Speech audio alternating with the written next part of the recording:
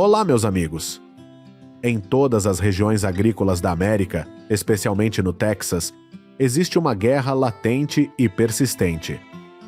É uma guerra entre agricultores e javalis, sem piedade e sem fim à vista. Estima-se que existam mais de 9,3 milhões de porcos selvagens nos Estados Unidos. O Texas abriga mais de 5,7 milhões de porcos selvagens, e eles podem ser encontrados em 99% dos 254 condados do estado. Todos os anos, os javalis causam cerca de 1,7 mil milhões de dólares em danos à agricultura e ao ambiente. Eles são grandes e ferozes, alguns pesando até 590 libras. A sua presença na área privou as espécies nativas de fontes de alimento. Os cervos são uma das espécies que devem deixar o habitat quando os javalis chegam. Os javalis cavam com o focinho, chafurdando na terra, criando enormes buracos no chão e destruindo as plantações. De acordo com o Departamento de Conservação, um grupo de 10 porcos selvagens pode destruir de 13 a 25 acres em uma noite.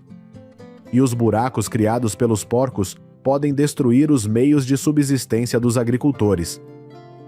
Não só invadem os campos agrícolas e perturbam a produção agrícola, como os javalis também são vectores de muitos agentes patogênicos e parasitas. Eles defecam nos campos, deixando para trás coliformes fecais que podem ser infecciosos e representar sérios riscos à saúde humana e ao gado. Agricultores em fazendas no norte do Texas dizem que porcos selvagens podem causar danos de milhares de dólares todas as noites. Muitos métodos de prevenção foram implementados, mas os agricultores ainda enfrentam problemas causados pelos javalis, porque a sua capacidade de invasão é proporcional à sua capacidade de reprodução e adaptação ao meio ambiente. Os javalis são uma espécie invasora, por isso não têm predadores naturais reais dignos de nota. Isso significa que não existe um mecanismo natural para controlar seus números. Pior ainda, uma porca pode dar à luz 2 ninhadas de 5 a 8 filhotes cada, o que complica ainda mais o problema populacional. Os nascimentos podem ocorrer todos os meses do ano, com a maioria das populações de javalis tendo o pico de nascimentos ocorrendo nos meses de inverno e primavera. Em áreas onde a forragem é abundante, tais como terras agrícolas, ou onde é comum o fornecimento de alimentos suplementares para a vida selvagem, as taxas reprodutivas podem ser superiores à média. Sua capacidade de adaptação ao meio ambiente é extremamente boa. Durante os anos secos, os javalis expandem a sua área de vida em busca de comida e água. Em anos com chuvas acima da média, os javalis crescem e têm maiores taxas de sobrevivência dos seus filhotes. Raízes, vegetais, minhocas e insetos comem tudo o que cabe na boca. Quando as condições o permitem, os javalis escolhem culturas agrícolas, muitas vezes representando mais de 50% da dieta vegetal e causando danos significativos aos campos agrícolas. Os javalis até comem vitela, ovelha e veado quando têm oportunidade. Conhecido por sua gula, um javali adulto consome aproximadamente 3% de seu peso corporal por dia e o consome em 4 a 6 horas. A rápida digestão dos porcos mostra seu tremendo apetite. É por isso que os javalis podem transformar a sua fazenda em ruínas. Esses agricultores estão construindo cercas em torno de suas áreas agrícolas. Eles priorizarão materiais e designs que não apenas protejam animais vadios, mas também detenham espécies invasoras. Como você pode ver, os javalis são fortes o suficiente para derrubar muitos tipos de cercas e entrar nas fazendas mesmo durante o dia. Portanto, os agricultores precisam construir um sistema de proteção sólido. Excluir os porcos selvagens com cercas é uma opção segura para explorações de pequena escala, embora possa ser dispendiosa. Contudo, se implementado em maior escala, não será muito eficaz.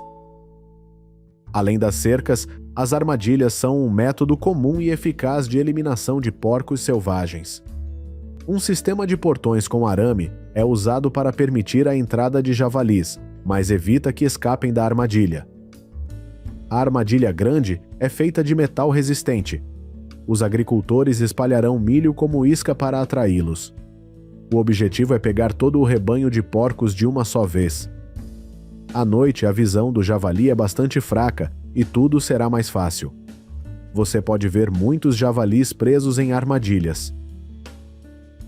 Depois de serem capturados na manhã seguinte, os agricultores vêm e abatem os javalis e deixam-nos decompor-se sozinhos ou recolhem-nos no caminhão para serem processados. As armadilhas os ajudam a economizar tempo e ainda conseguir derrubar uma série de invasores como esse. Documentos do Texas mostram que o esforço custou cerca de os 3 milhões de dólares do orçamento a cada ano. À medida que os campos de arroz e soja começarem a amadurecer, eles se tornarão o alvo favorito dos javalis. Os javalis não costumam estar ativos durante o dia e um agricultor trabalha o dia todo. Mas você sabe, os agricultores terão que proteger suas terras. Ele teria que sair à noite e fazer alguma coisa. Sessões de perseguição de uma hora como essa acontecem para proteger seus campos. Quanto maior for a frequência da caça, maior será a probabilidade de a área nas proximidades da exploração limitar a presença de javalis. Ao mesmo tempo, inibe a sua rápida taxa de reprodução. Depois de definir a hora, esta máquina disparará milho para atrair porcos próximos. Neste momento, os caçadores podem facilmente mirar e matá-los de cantos distantes. Ao longo dos campos do Texas, você verá esta imagem aparecer com frequência. Você pode achar essa busca bastante brutal. No entanto, é o resultado final da devastação que causa graves danos à economia e à vida das pessoas. Esses tiros foram disparados na esperança de reduzir o número de javalis na área. A pressão da caça fará com que os javalis se mudem dos seus habitats, ou pelo menos limitem os seus movimentos. Caçar com armas é o método mais popular, mas não é muito eficaz. O Broken Arrow Ranch, no Texas, trabalha com caçadores para capturar e entregar porcos selvagens a matadouros para processamento e embalagem de carne. Eles vendem de 1.500 a 1.700 javalis todos os anos. Eles preferem comprar porcos de tamanho médio, pesando entre 80 e 180 quilos. Porque quanto maior fica o javali, mais hormônios ele secreta, fazendo com que a carne tenha um cheiro desagradável. Todos os suínos que entram no sistema alimentar estão sujeitos à inspeção exigida pelo governo federal sob o FSIS, sejam eles criados em fazendas ou capturados na natureza. Existem atualmente 15 instalações inspecionadas pelo governo federal especializadas no abate de suínos selvagens espalhadas pelos Estados Unidos. Alguns chefes, agricultores e fornecedores de carne do Texas introduziram javalis na cadeia alimentar. Eles estão transformando este animal invasor em uma fonte sustentável de proteína para humanos. Em um restaurante em Austin, Texas, o javali é um prato de destaque no cardápio. No entanto, comer carne de javali pode representar muitos riscos à saúde, por isso não é popular. Isto pode ser um sinal negativo para a indústria da carne de javali, mas não é necessariamente um mau resultado. Porque quando a procura por carne de javali aumentar, a invasão desta espécie explodirá fortemente.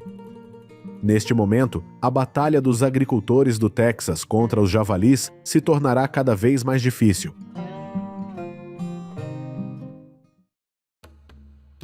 Nas pradarias da América ocorrem frequentemente guerras como esta. Nas copas das árvores próximas, predadores oportunistas viram de tudo. Em vez de atacarem animais vivos, eles lutarão por cadáveres. Mas a guerra foi igualmente brutal.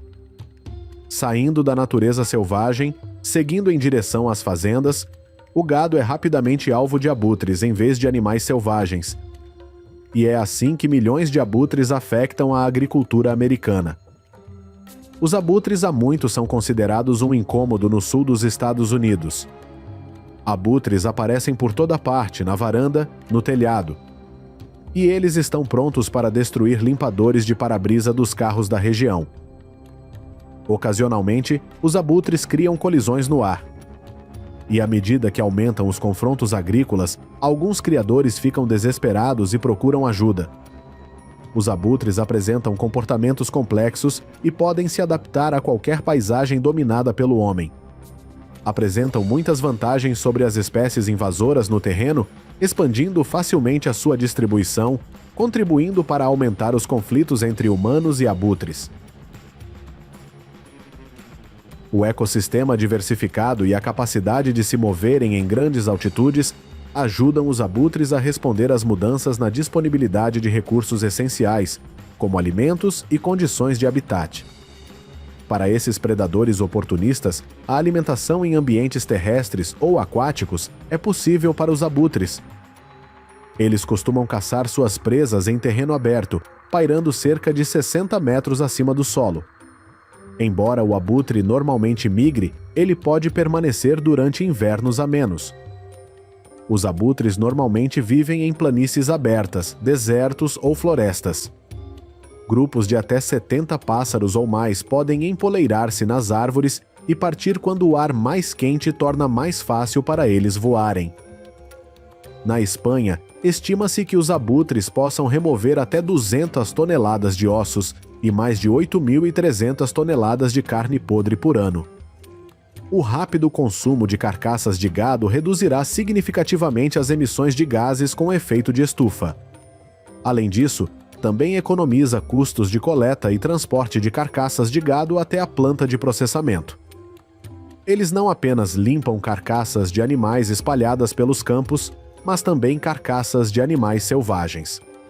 Na verdade, os abutres são necrófagos da natureza, limpando cadáveres, purificando patógenos e prevenindo a propagação de doenças. Ao mesmo tempo, os abutres também contribuem para a reciclagem de nutrientes e eliminam populações de necrófagos facultativos, como as raposas. Comparados a esta máquina de limpeza de carcaças na estepe, os abutres oferecem mais utilidades. Eles também fornecem serviços culturais e espirituais que remontam a milhares de anos. Acompanhando isso, estão os serviços de entretenimento na forma de ecoturismo. Aqui, os abutres são muito bem cuidados. Estima-se que o valor potencial da observação de abutres numa reserva natural em Israel seja superior a $1 milhão e que 85% dos visitantes vêm ao parque especificamente para ver abutres.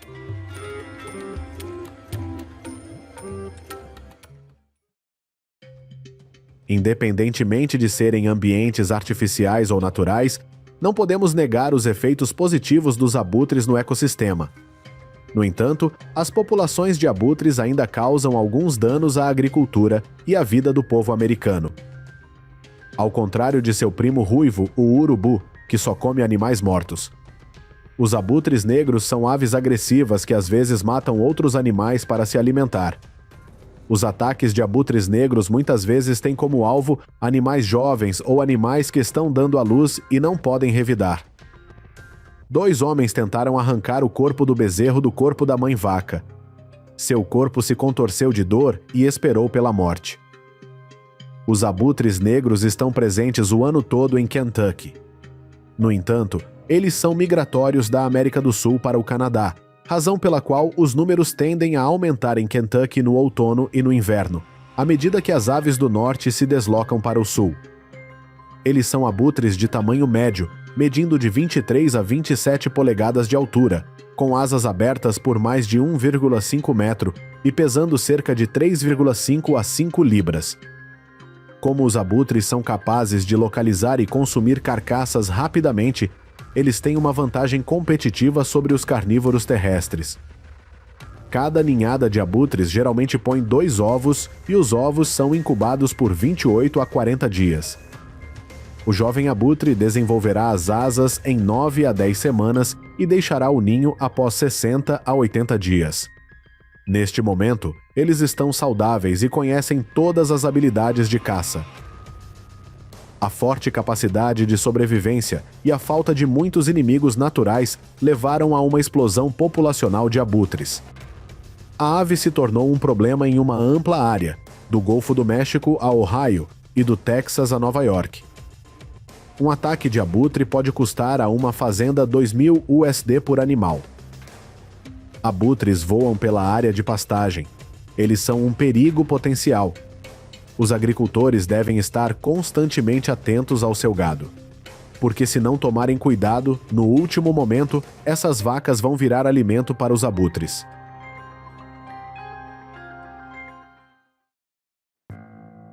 Os agricultores americanos não caçam abutres porque este predador é protegido por lei.